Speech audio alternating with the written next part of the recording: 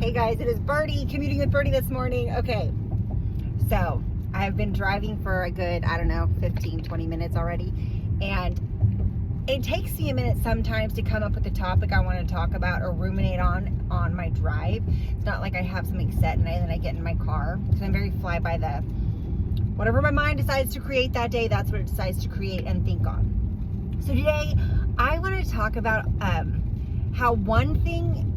you look at one thing, you can look at that other things in that same manner.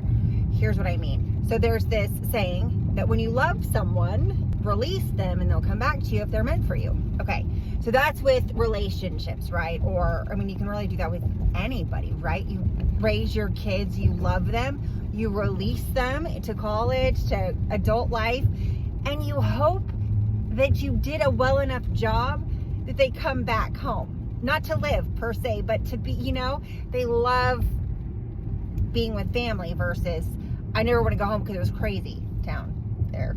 So but I want to apply this to our lives, right? So our goals.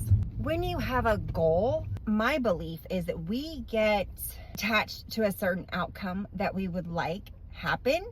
And so when we don't see that panning out, then the journey becomes very, I want to use the word arduous, but you know what? I don't know why that's coming to my mind. Y'all, when you read as much as I do, you don't always go look up words any longer, right? You build the context around it. You look at the context around it, and then you come up, oh, I bet you that's what that means, okay?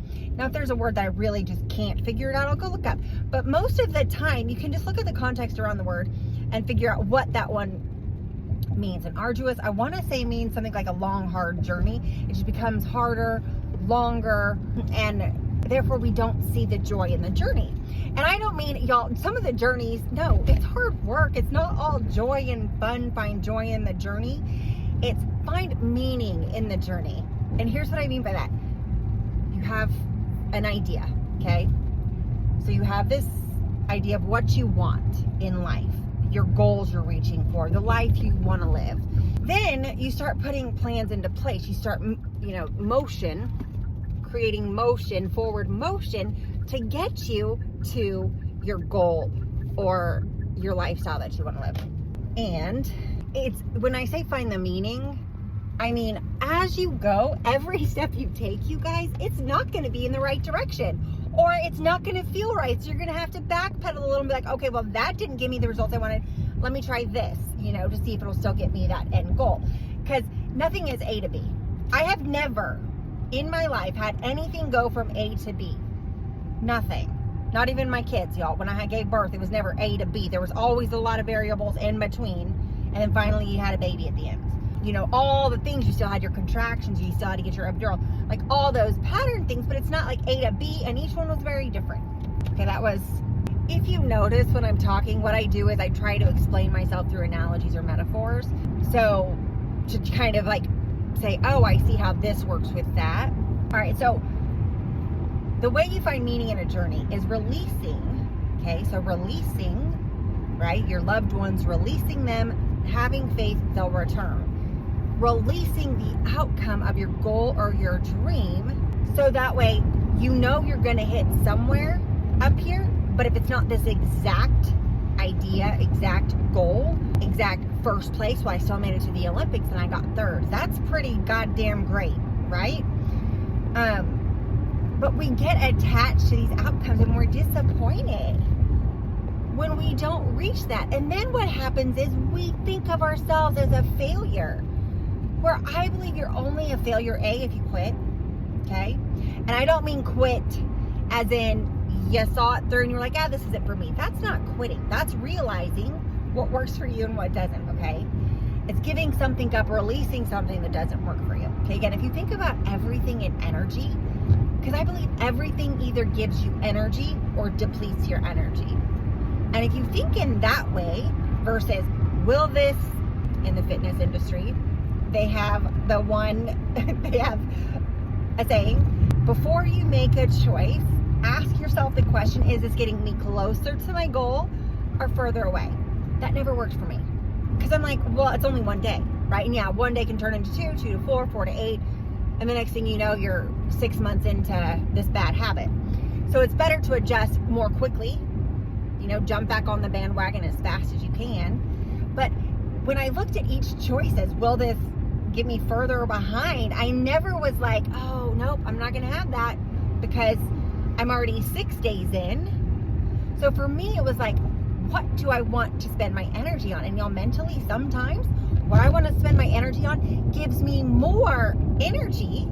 Even if like the piece of cake would seem draining, it gives me energy because I'm so excited to have it. Okay. Where if you're guilty, what happens? You drain the energy. So when you have something you're not supposed to have, supposedly, right? These are all fake rules, y'all. Everything you hear is basically a fake rule until you apply it to yourself, and then you realize, okay, that rule works for me, that one doesn't. Every professional out there, because we're all made up so differently. Our DNA, our bodies are so unique. And so doctors have plans in place for ailments we have. As you know what, if you follow this will happen. And most of the time it does, but sometimes it doesn't. So you can't take everything so factually until you try it on, and then you decide what works for you, what drains you, what gives you energy. So in our journeys, if we think about that, and then we think about every step taken as a lesson, did this move me forward? Did it take me back? Where was my energy on that? Then you begin to evolve and adapt as you work your way towards your goals. And then you're not so upset because you've done the work and you've seen the progress, that once you get there, you're like, wow, okay, right, I didn't reach, what do they say? Always get it backwards. Shoot for the moon and you'll land amongst the stars. Okay, so if you use that in any area in your life, you guys, I have always shot for the moon and I've always landed among the stars. And I'm only saying that because I know what it's like to have a goal and a dream. And I know what it's like for it to completely change as you go, and that's okay. I think a lot of the time we're scared of change. We're like, no, this is my life path.